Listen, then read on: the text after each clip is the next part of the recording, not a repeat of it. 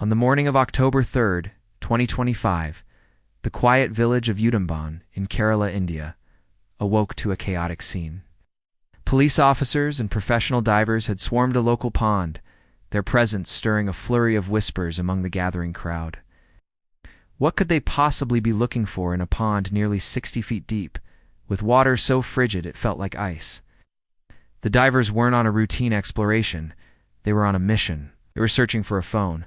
For hours, they plunged into the murky depths, one after another, fighting the cold and the poor visibility. The suspense was unbearable. Then finally, a diver named Afzal broke the surface, his voice echoing across the water as he held up his prize. "I found it," he shouted. The crowd erupted in cheers, completely unaware that this small, ordinary-looking phone was about to unravel a horrifying truth, a truth that would expose the dark secrets of a seemingly normal couple, Sam and Jay-Z George. Sam George, now 59, had once been a man filled with ambition. After earning his engineering degree, he moved to Bangalore, a bustling city where he found love, got married, and then, just as quickly, got divorced. Jaded by the fast-paced city life, he decided to return to his roots in Kerala, hoping for a fresh start. It was there he met a woman named Jay-Z.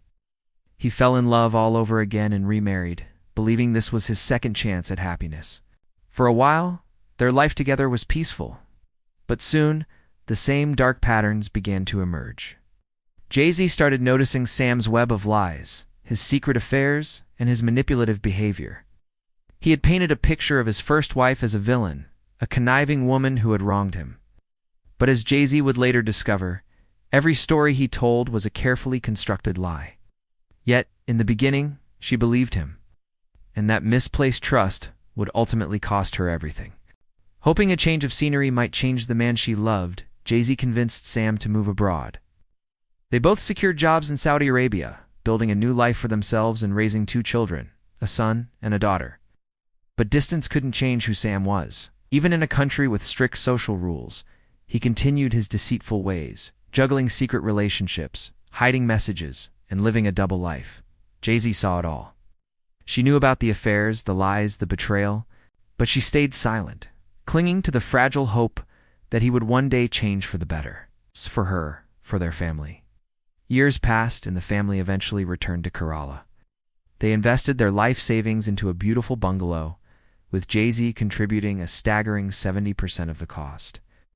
It was meant to be their forever home, another chance to start over. But behind the pristine walls of their new house, the old pain festered.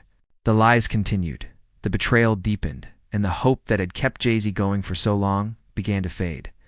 Then came the night of September 26, 2025. Jay-Z's son, who was studying in Australia, tried to call his mother. The call connected, then dropped. He tried again and again. Each time the same thing happened. The next morning, his calls went straight to voicemail. Her phone was off. His WhatsApp messages were left on a single gray Ticon delivered.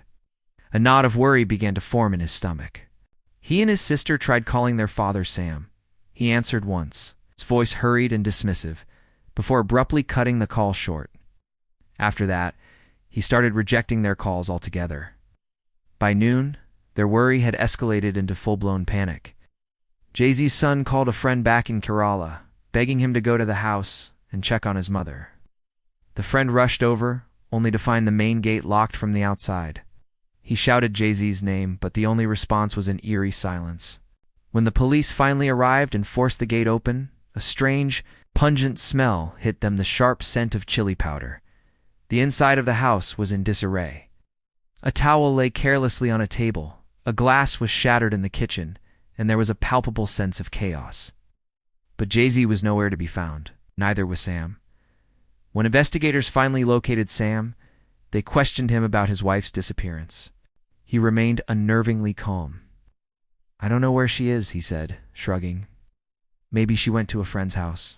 But Jay-Z's sister immediately shut that theory down, insisting Jay-Z would have told her. The police's suspicion grew. They began to check CCTV footage from the neighborhood. The cameras revealed something damning. At 11:42 p.m., on the night Jay-Z went missing, Sam's car was seen leaving the house. It didn't return until 2:10 a.m. When confronted with this, Sam had another casual explanation. "I just went for a long drive," he claimed. "I needed to clear my head." But his story was flimsy, and the evidence against him was mounting. Forensic experts examining his car found something he could unexplain away: tiny blood stains and a single strand of hair. The investigation took a grim turn when a woman's body was discovered in the remote Udumban Valley. The authorities confirmed everyone's worst fears. It was Jay-Z George, but a crucial piece of the puzzle was still missing: her phone. Until the morning of October 3rd, when the divers pulled it from the bottom of that cold, deep pond.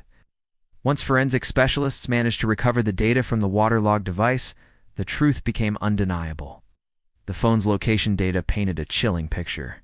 At 11:42 p.m., on that fateful night, Sam's Correa and Jay-Z's phone were tracked, moving together, heading directly towards the Udumban area.